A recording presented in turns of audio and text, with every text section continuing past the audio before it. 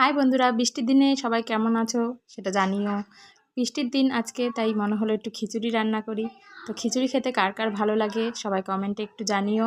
আমার তো খুবই ভালো লাগে, আর তার মধ্যে যদি একটু সবজি পড়ে তাহলে তো আরোই ভালো লাগে। তাই আমি আজকে ঠিক করলাম রাতে খিচুড়ি বানিয়ে নেব।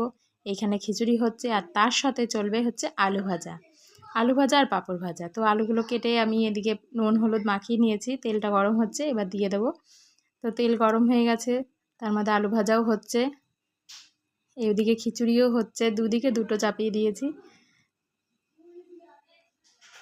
তো এই বৃষ্টির দিনে একটু খিচুড়ি আর ডিম ভাজা হলে বেশি ভালো লাগে, কিন্তু যেহেতু আজকে আমাদের সোমবার, তাই আমরা ডিম ভাজা খেতে পারবো না।